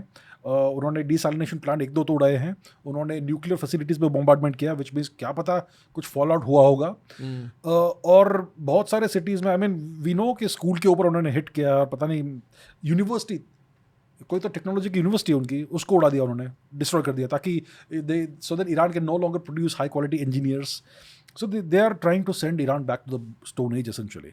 और कितने सिविलियंस अब तक मरे ईरान में वी हैव नो आइडिया, बहुत मरे होंगे अनफॉर्चुनेटली। प्लस इन्फ्लेशन ऑलरेडी चल रही थी उस देश में। तो आई एम थिंकिंग कि अगर ये पूरा कॉन्फ्लिक्ट पूरी तरह से ख़त्म भी हो गया कल ही, फिर भी बहुत ज़्यादा डैमेज हुई है, बहुत। It will take Iran hundreds of billions of dollars or trillions of dollars to undo the damage in decades. 20-30 साल लगेंगे just to come back to where it was pre-conflict. Most likely. इतना damage हो रहा है।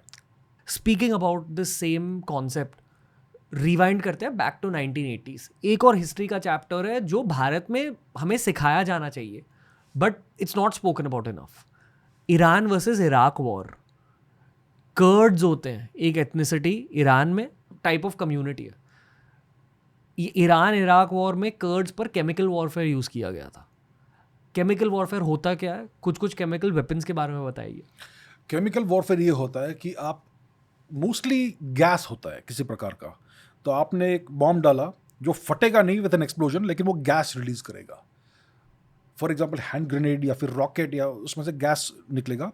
और ये gas generally nerve gas होता है। नर्व गैस एक कैटेगरी ऑफ पॉइजन्स है जो अलग अलग प्रकार के आते हैं, but they all have the same effect कि आपके नर्वस सिस्टम पे बहुत ही बुरा इफेक्ट होगा उसका।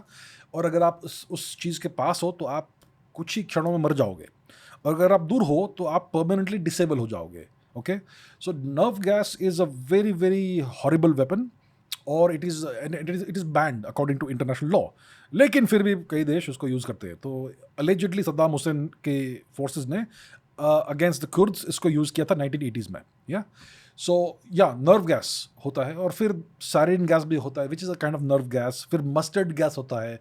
तो अलग अलग प्रकार के केमिकल वेपन्स होते हैं। Generally it is gases, but it you can use chemical weapons in water also. अगर आप किसी वाटर सोर्स के अंदर कुछ पॉइजन डाल दोगे, so that is also chemical warfare, but a different kind of chemical warfare. तो ईरान इराक वॉर में मोस्टली नर्व गैसेज या फिर दूसरे गैसेज यूज होते हैं। It was gas war, gas that was used. आप 80s में स्विट्जरलैंड में थे ना? जी हाँ। आप तक ये ईरान इराक वॉर के डिटेल्स पहुंचते थे? धीरे थोड़ा। It was not a big deal in Europe at the time कि कुछ एशिया के 2 देश लड़ रहे हैं, हमें क्या पड़ी है, third world nations are fighting, उस प्रकार का एटीट्यूड था वहाँ पे। Back to the main timeline, हम आयतोला खमेनी के बारे में बात कर रहे हैं। पूरा पर्सपेक्टिव समझाइए ईरान इराक वॉर का, और हुआ क्या उस रीजन में इसकी वजह से। तो सबसे पहले आयतुल्लाह खमेनी, जो रूहुल्लाह खमेनी थे, वो बहुत पॉपुलर थे until 1979 or something, even after that. तो सब लोग चाहते थे कि वो वापस आए and he takes over and he saves our country. He oversaw Iran Iraq war. हाँ, तो श्री रूहुल्लाह खमेनी जो थे, जो first Ayatollah, the first supreme leader, he was in charge of Iran जब सद्दाम हुसैन ने आक्रमण किया ईरान के ऊपर। तो ये 1980 में शुरू हुआ और इराक की फोर्सेस बहुत जल्दी से ईरान के अंदर आई। 50 किलोमीटर्स बहुत जल्दी आ गए अंदर। खुर्रम शहर नाम का सिटी उन्होंने पकड़ लिया after a lot of warfare, and then they got bogged down and they stayed bogged down for 8 years। Iraq Saddam Hussein के ट्रूप्स मोर देन 50-70 किलोमीटर्स जा ही नहीं पाए ईरान के अंदर, बिकॉज ईरान का जो अगर आप ज्योग्राफी देखोगे, it is like a fortress that is protected by mountain rings and mountain rings and mountain rings. और उसके अंदर अगर आप जाना चाहोगे, you can be taken down from so many different angles. Afghanistan में कभी कोई फॉरेन रूल क्यों नहीं कर पाया? Because of the mountainous terrain, जहाँ पे आप छुप सकते हो and you can do guerrilla warfare. So Iran is like Afghanistan multiplied by 3 or 4, ऐसा है। और उनका पॉपुलेशन भी बहुत बड़ा है। And Iran was the defender, Saddam was the अग्रेसर। और ये युद्ध चला, बहुत ही ब्रूटल युद्ध चला। इवेंचुअली उनको टीनेजर्स को भेजना पड़ा था इनटू द वॉरफेयर। या teenagers like less than 18 years old they used to go. और लगभग close to 1 million people died total. Okay, और आज के जो ईरान का जो लीडरशिप है, okay, many of them were young boys when they fought in the war at the time. तो ये बहुत ही ब्रूटल वॉर था। दोनों नेशंस की इकोनॉमीज को बर्बाद किया इस वॉर ने। And obviously this was all in favour of the US, because US had instigated Saddam Hussein to go and fight Iran, to ruin Iran and also destabilise Iraq as well. क्योंकि Ayatollah Khomeini oil को control कर रहे थे फिर से। Basically oil की बात है। At the end of the day it's all about oil. Okay. मैं ना कल मस्ती के लिए एंशिएंट पर्शियन हिस्ट्री भी पढ़ रहा था। ओके। साइरस द ग्रेट वगैरह, वो ईरान रीजन की बात हो रही है। 1000 सालों से ज़्यादा उनकी एक वॉरिंग हिस्ट्री रही है। उस रीजन में युद्ध चलते ही जाते हैं। It's just another war for that region. Makes me think कि वो लोग बहुत हार्डन्ड लोग हैं। एंड स्पेसिफिकली ये ईरान इराक वॉर की बात की जाए, जो आप कह रहे हो कि उसमें जो बॉयज़ थे आज वो लीडर्स थे ईरान में, must be really hard man to have seen war as teenagers, being a part of it. They will be a very difficult opponent for USA. Smart भी है और वॉरियर्स भी है, वॉरियर्स भी रह चुके हैं। सो वो सब कुछ समझते हैं। They understand the intellectual world, the administrative world, and they understand warfare. They have been warriors. It's also supposed to be a very beautiful country बहुत actually go and visit. बहुत सुंदर देश। Same can be said for USA. USA is also a gorgeous country to go visit. Of course. But USA Asia में नहीं है. Very far away geographically from the wars. सोचिए अगर Iran इतना, इसमें ये वॉरफेयर नहीं होती and we could go there, it would be so nice. प्रणीत का एक सवाल था कि सद्दाम हुसैन फिर टारगेट क्यों किए गए ईरान इराक वॉर के बाद? सद्दाम हुसैन के बारे में हर किसी ने सुना है, and even now is projected as the worst dictator ever.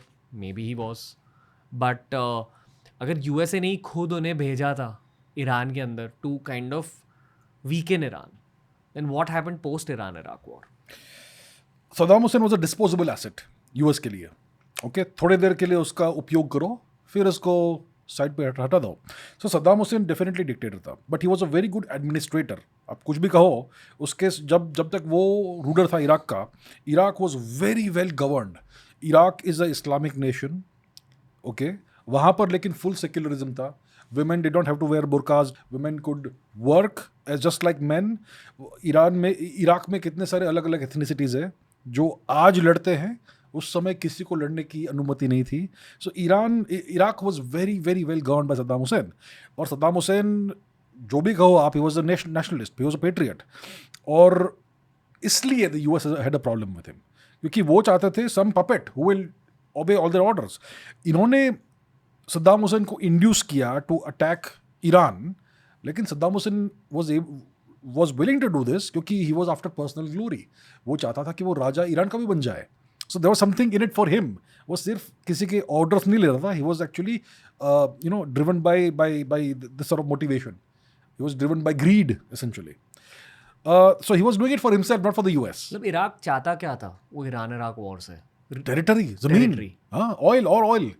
क्योंकि इराक और ईरान के बीच का जो पास वाला रीजन है, that is the Iranian oil producing region, Khuzestan province etcetera. तो सद्दाम हुसैन चाहता था कि वो भी मेरे हाथ में आ जाए, मैं और भी ताकतवर बन जाऊं, और भी मैं धनवान बन जाऊं। So that was Saddam Hussein's greed. He was motivated by greed. So the US knew कि उसको किस प्रकार से मैनिपुलेट करना है कि भाई आप जाओ और ये सब आपके हाथ आप कब्जे में कर लो and we will help you with that. So he was like yes. बाद में यूएस ने क्या किया कि ये आदमी बहुत ही he is not easy to control. तो यूएस ने ये किया कि they gave Saddam Hussein the green light कि आप जाकर अब कुवैत पे आक्रमण करो. कुवैत तो छोटा सा देश है, जाओ कब्जा करो and we will look the other way. The moment Saddam Hussein does that, US says आपने बहुत बड़ा गलती किया है, we will now invade you. And that's how they destroyed Iraq in 1991. और 12 साल के बाद जो जॉर्ज बुश थे सीनियर, उनके पुत्र जूनियर बुश, उन्होंने आकर अपना काम अपने पिताजी का काम समाप्त किया. George H.W. बुश ने शुरुआत करी, W. बुश ने खत्म किया 2003 में, 12 साल बाद. सो दैट्स हाउ वो वॉर भी काफी टाइम तक चली थी, इराक वॉर, क्योंकि यूएस ने एक्चुअल ग्राउंड इन्वेजन किया था इराक के ऊपर and that took months. Now rewind to the timeline. तो Iran Iraq war early 90s तक खत्म हो गई. 88 में खत्म हो गई, 88 में. Okay. And then Iraq USA war started. हाँ, 91 में. ओके. सो 1990 में सद्दाम हुसैन ने कुवैत पे कब्जा किया और फिर यूएस ने बहुत बड़ा मल्टीनेशनल फोर्स असेंबल किया टू इन्वेड इराक. और इराक ने अपना होमवर्क नहीं किया था. उनके पास ये ड्रोन मिसाइल्स कुछ थे नहीं, उस समय ड्रोन का टेक्नोलॉजी भी नहीं हुआ करता था. और उनके पास कुछ स्कड मिसाइल्स थे, Soviet missiles, and they try to hit Tel Aviv and so on for a while. ये हुआ था. और उस समय यूएस ने नया सिस्टम बनाया था पेट्रियट मिसाइल का. Okay, which was the first time you had a system that can intercept missiles with missiles. तो सद्दाम हुसैन स्कड मिसाइल भेज रहा है तेल अवीव पे. ओके, आ रहा है, यूएस अपना पेट्रियट मिसाइल छोड़ता है, कभी कभी इंटरसेप्शन होता है, कभी कभी मिस हो जाएगा, और फिर पेट्रियट मिसाइल ऊपर जाकर वापस वो भी गिरेगा upon the population. So that's how we learn not to make those mistakes. मतलब जब इराक पर भी अटैक्स हो रहे थे, उनका भी टैक्टिक सेम था कि भी इजराइल पर बॉम्ब फेंको. हाँ, लेकिन उनके पास लिमिटेड स्कड मिसाइल्स थे, कुछ ही थे. Maybe I don't know क्या नंबर था, 100-200 मैक्सिमम, मे बी कम. Basically my learning your is drone warfare की वजह से वॉरफेयर अब ट्रूली एसिमेट्रिक हो चुका है. Totally. The warfare, rules of warfare have changed completely. एक छोटा सा टैंजेंट आप कुछ सेंटेंसेस में समझा सकते हो? ये यूक्रेन रशिया वॉर अभी भी चल रही है ना? चल रही है. And they still bombing each other, but asymmetric warfare चल रहा है. ऑब्वियसली रशिया ओवरवेलमिंग फोर्स है, इकोनॉमिकली, मिलिट्री पर्सपेक्टिव से भी, and Ukraine is just stretching it out. But Ukraine's economy is destroyed at this point. Demography is destroyed. Demography is destroyed. Yes. All the young men are dead. All young men are dead. Absolutely. कितने बच्चे होंगे? नहीं है, बच्चे हैं अभी. So where is that war going? That war is right now a war of attrition. क्या हो रहा है कि रशिया हैज डिसाइडेड, पुतिन ने ये निर्णय किया है कि इस युद्ध को जितना लंबा खींच सकूं मैं उतना खींचूंगा. क्यों? क्योंकि अगर यूक्रेन को वेस्ट जो है, वेस्टर्न नेशंस, वो आर्म्स, एम्यूनेशन और पैसा सप्लाई नहीं करेंगे तो Ukraine can not fight. So if I make Ukraine fight for years, then it is draining and depleting the West. So इसलिए वेस्ट के ऑलरेडी रिसोर्सेज जो है, रिजर्व्स जो आर्म्स एम्यूनेशन के, वो ऑलरेडी कम है because they are sending everything to Ukraine, right. तो जितना उनके इकोनॉमी पे और उनके मिलिट्री पे ड्रेन हो सकता है उतना मैं करूँगा, because I can fight this war as long as I want. तो क्या ट्रम्प ईरान के साथ भी सेम चीज़ करेगा? ट्रम्प चाहेगा जितना जल्दी हो सके उतना जीते, because he is the more powerful nation. जो पावरफुल होता है वो चाहता है कि जल्दी खत्म हो, और जो वीक होता है, जिनके पास एसिमेट्रिक टैक्टिक्स होते हैं, वो चाहते हैं कि इसको लंबा खींचे. लेकिन अगर आप कहोगे कि Russia is more powerful than Ukraine, तो वो क्यों चाहता है कि लंबा खींचे?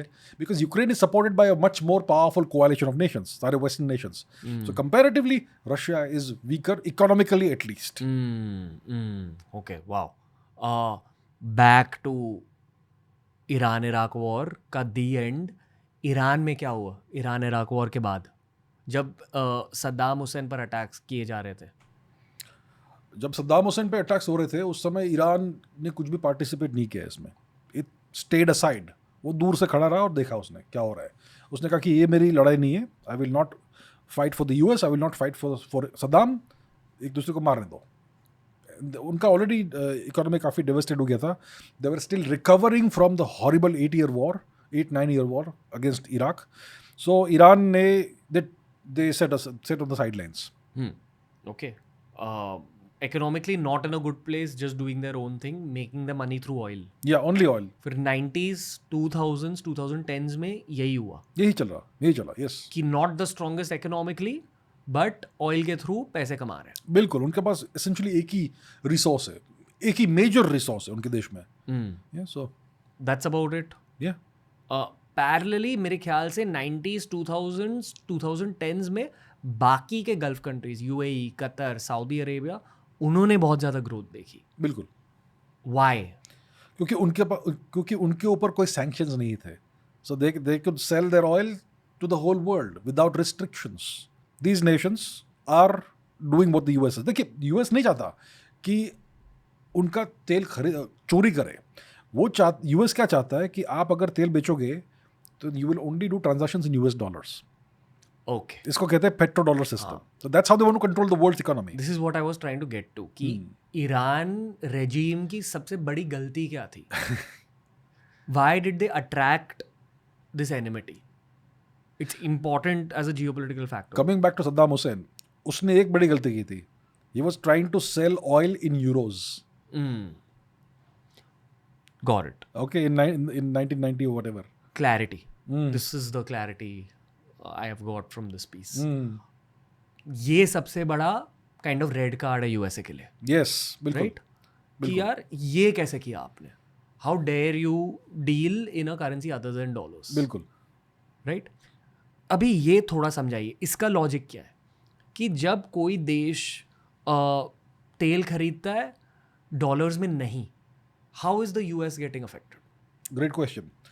तो जब द्वितीय विश्व युद्ध खत्म हो रहा था 1944 में, तब एक कॉन्फ्रेंस हुआ था, ब्रेटन वुड्स कॉन्फ्रेंस, जिसमें सारे पावरफुल और अमीर देश साथ में आए, बैठे, और उन्होंने डिसाइड किया कि आज से टुडे ऑनवर्ड्स हम यूएस डॉलर को वर्ल्ड का रिजर्व करेंसी बनाएंगे.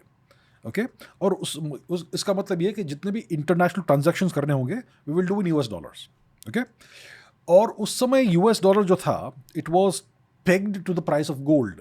मतलब एक US dollar was actually proxy for a certain amount of gold. Okay, और यूएस ने ये वादा किया था कि हम अपने स्टोरेज में उतना गोल्ड रखेंगे जितना हम यूएस डॉलर सर्कुलेट कर रहे हैं जी. ओके, अब 1971 में रिचर्ड निक्सन ने कहा कि we are now delinking the US dollar from the gold, from the price of gold. Okay, तो उससे क्या हुआ कि US dollar became a paper currency. उसका कोई एक्चुअल वैल्यू नहीं था उसके बाद. सो इसके to counteract this, US ने एक अग्रीमेंट किया विद द गल्फ नेशंस कि you will sell and do transactions only in US dollars and we will protect you. Technically ये एक सेंट्रलाइज सिस्टम बन गया कि एक सेंट्रल, शहंशाह है, right, emperor, and then you can control the world's economy. So उन्होंने क्या किया कि गल्फ नेशन को कहा, जो मेजर ऑयल प्रोड्यूसिंग नेशन थे दुनिया भर के, उनको कहा you will only trade oil in US dollars and if you don't do it there will be consequences. तो इससे क्या हुआ कि जो उन्होंने डीलिंग किया था यूएस डॉलर को from the price of gold, it was now linked to the price of oil. Okay, और ऑयल तो सबको चाहिए, विच मीन्स इट गारंटीज कि पूरी दुनिया यूएस डॉलर ही यूज करेगी. सो दैट इंश्योर्ड कि US dollar remains a valuable currency and the major और ओनली रिजर्व करेंसी. और यूएस ने इसको एनफोर्स किया through military might, because they have military bases across the world. So सब डरते हैं उनसे, so they will all do what the US says. So इस प्रकार से उन्होंने इंश्योर किया कि पूरे वर्ल्ड का इकोनॉमी वो कंट्रोल करेंगे through their currency and their military. Okay, cut to 2026. Now the digital revolution has taken over the world. हम ये भी बात कर रहे हैं कि will a crypto currency replace the power of a dollar, a globally accepted crypto currency like maybe bitcoin. तो the dollar is at threat now. Dollar is at threat now का मतलब समझाइए. Is the dollar at threat? It is at threat. It is a threat. Dollar at threat मतलब क्या? मतलब there is a high chance, अभी एक high chance है कि मैनी नेशंस डॉलर के अलावा दूसरे किसी करेंसी को यूज करेंगे ट्रांजैक्शंस के लिए. कर रहे हैं. फॉर एग्जांपल सऊदी अरेबिया कुछ सालों से चाइना को ऑयल बेच रहा है. It is taking Chinese yuan instead of US dollars. Okay, Russia जो भी ऑयल बेचता है वो उसमें यूएस डॉलर का कोई इन्वॉल्वमेंट नहीं होता है। इंडिया और ईरान रुपी रियाल ट्रेड कर रहे थे, इंडिया और रशिया रुपी रूबल ट्रेड कर रहे हैं। So there are these things that are happening कि you know डॉलर से ज़्यादा many nations are diversifying let's say away from the dollar, लेकिन आज भी डॉलर सबसे मेजर करेंसी है। लेकिन अगर देखिए ये सिचुएशन अभी युद्ध चल रहा है गल्फ में, ओके, ईरान के अगेंस्ट वॉर चल रहा है। अगर hypothetically Iran is not defeated and the Americans have to withdraw from the region militarily, तो क्या होगा कि Iran will be the dominant power in the region. सबसे शक्तिशाली ईरान रहेगा इस रीजन में। ईरान पूरा नष्ट हो गया होगा तो भी उनके पास इतने ड्रोन्स और मिसाइल्स है कि they will still be the most powerful nation in the region. फिर क्या होगा कि जो गल्फ नेशन से UAE, Saudi Arabia, Kuwait, Qatar, Bahrain etcetera, जिनको यूएस ने प्रॉमिस किया था कि हम आपकी रक्षा करेंगे, वो अब उनके ऊपर जो रक्षा कवच था वो चला जाएगा। Then they will to do whatever Iran says. और ईरान क्या कहेगा? आप चाइनीज युआन यूज कीजिए। That is a major problem for the US. इसलिए Trump can not afford to lose this war. That's why this war can go on and neither can Iran. इधर Iran के लिए तो life और death का existential crisis ही है। लेकिन US के लिए it's about their empire, it's about the US dollar का relevance in the world. When an unstoppable force meets an immovable object, kind of ये actual geopolitical version of that. Yes. घिसा पेटा सवाल पूछूं आपसे? नहीं, I'm not sure, बोलिए आप। मैं आपको ये सवाल ना 20 बार पूछ चुका हूँ। Is this world war 3? It's not World War III yet. It's not World War III yet. लेकिन if अगर ये सब केयरफुल नहीं हुए तो we are going in that direction. क्यों? अभी ये रीजनल वॉर है। इट इज देखिए, हम इंडिया में बात करते हैं 2.5 front war. Iran is fighting a 9 front war right now. Okay, it's fighting a 9 front war. तो ईरान है ऑन द वन हैंड, एक सुपर पावर है यूएस है, दूसरा major power Israel, and all the Gulf nations are against Iran. Okay, अभी इसमें Russia और China का इन्वॉल्वमेंट बहुत ही टेंजेंशियल है। चाइना और रशिया ईरान को सैटेलाइट सर्विसेज दे रहे हैं। जीपीएस तो मिलेगा नहीं ईरान को, सो दे यूजिंग चाइनीज बेइदू और रशियन ग्लोनास। और चाइना के जो स्पाई सैटेलाइट्स है वो ईरान को almost real time satellite imagery का डेटा दे रहे हैं। So that is the extent of Chinese and Russian involvement. लेकिन स्ट्रेट ऑफ हॉर्मुज को ईरान कंट्रोल करके रखा है, and there is nothing the US can do to stop this. अगर ये लंबा चला तो ट्रंप यूरोपियन नेशंस को बोलेगा कि आप आके help me to open the straight of Hormuz. मतलब they will have to send their warships. फिर क्या होता है कि more nations are getting involved. Europe भी इन्वॉल्व हो रहा है। अगर यूरोपियन नेशंस इन्वॉल्व हो गए then maybe Russia and China will get involved. अगर पाकिस्तान को यूएस खींच के लाएगा तो पाकिस्तान में get involve in this. Then we are talking about world war 3। कोई टाइमलाइन है आपके दिमाग में अगर ये सब रियलिटी बनी तो? 4 वीक्स। 4 वीक्स? अगर 4 हफ्ते तक, और if four more weeks straight of Hormuz बंद रहेगा, ग्लोबल क्राइसिस। अगर हुथीज को ईरान ने एक्टिवेट किया and they close the straight of Bab al Mandeb between the Red Sea and the Gulf of Aden, तो 2 चोक पॉइंट्स बंद हो गए, तो कहाँ से तेल आएगा? Then there will be a major crisis.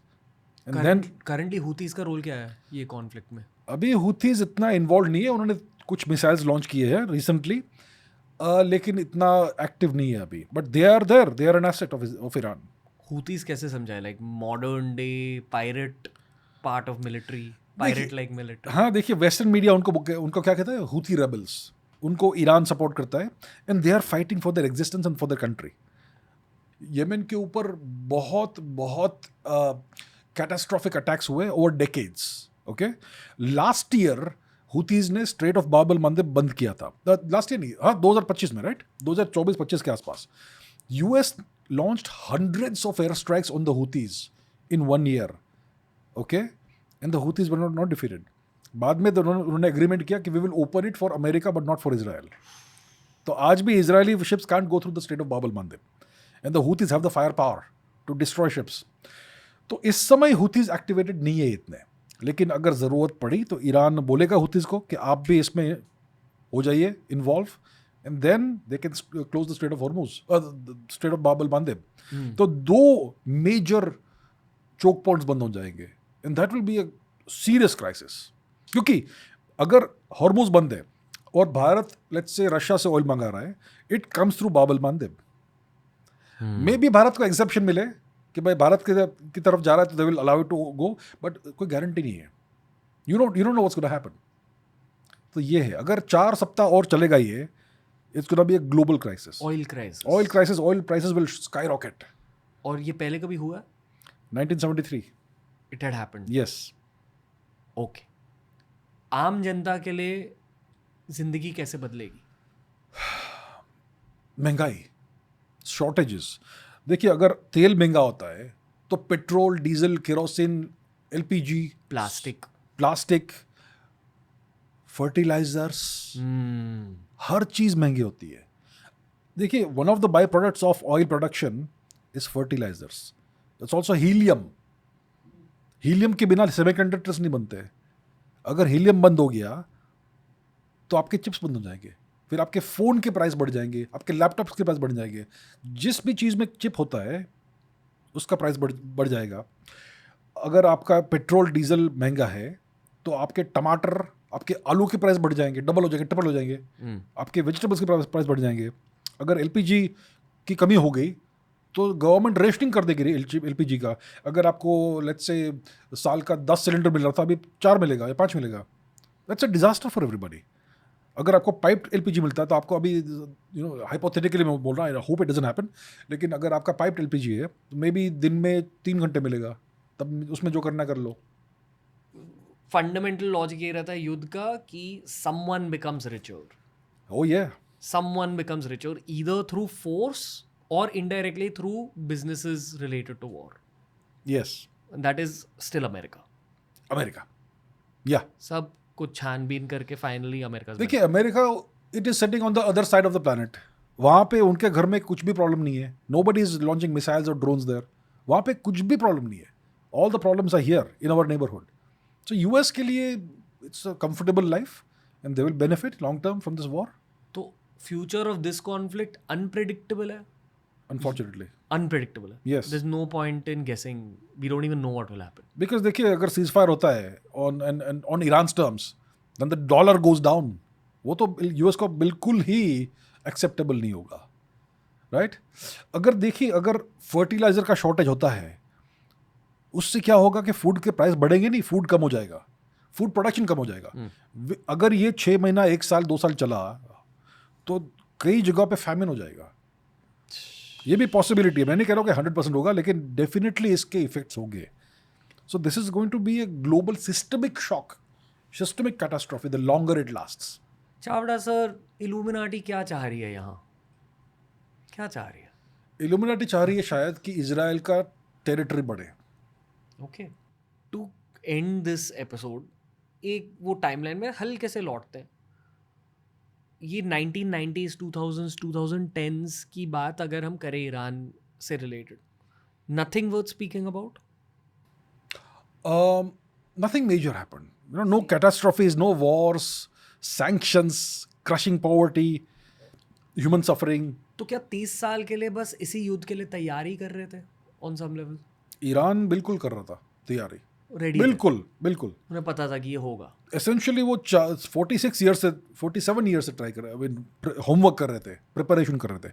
उनको पता था कि एक न एक दिन ये युद्ध होना है। और 2025 में छोटा 12 दिन का युद्ध हुआ था, when Israel attacked Iran.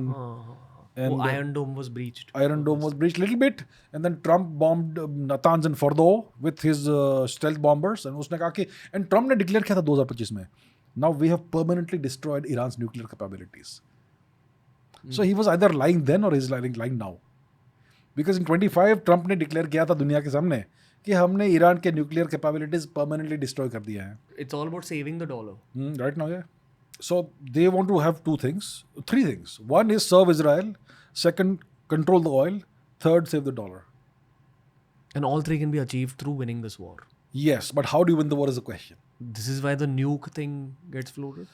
देखो, yeah, that's a great question. अगर US ने या इजराइल ने let's say nuclear weapons use किए, let's say worst case horrible scenario which will never, hopefully never happens. Let's say worst case horrible scenario, उन्होंने 10 tactical nuclear weapons use किए on Iran. उससे क्या Iran हारेगा? नहीं हारेगा। They'll keep fighting. क्यों? क्योंकि ईरान ने एक ऐसा स्ट्रेटेजी किया है which decentralizes the whole system. देखिए, अलग अलग प्रकार के सिस्टम होते हैं. Some are centralized systems which are fragile. आपने किंग को मार दिया, पूरा सिस्टम क्रम्बल होता है with like a shattering glass. Iran ने जो सिस्टम बनाया है उसमें the supreme leader is just a manifestation of the power. He is not the power. आप उसको मार दोगे, सिस्टम में throw up a new supreme leader. The real system is the IRGC, Iranian Revolutionary Guard Corps. और उन्होंने क्या किया है, ईरान में 31 स्टेट्स है, 31 प्रोविंसेस है. उन्होंने हर प्रोविंस में अपना एक लीडरशिप बनाया है. So each province has its own army, its own command and control structure, its own oil and gas, its own drones, its own missiles, its own army. अगर आपने एक सिटी को या एक प्रोविंस को न्यूक किया, the rest will keep fighting. It is a fault tolerant system. आपने 4-5 node उड़ा दिए, 10 नोड उड़ा दिए, it will still keep fighting. Okay. But all in all, unpredictable future. Very much so. Okay. Thank you, AC sir. यही था आज का podcast. Anything you want to sign off with? I would just like to sign off with, I hope this ends as soon as possible. ये जितना लंबा चलेगा उतना पूरी दुनिया के लिए बुरा सिचुएशन होगा. The longer it lasts, the worse it will be for the world. I hope it ends soon. Okay, AC sir, धन्यवाद and जय हिंद. जय हिंद, धन्यवाद.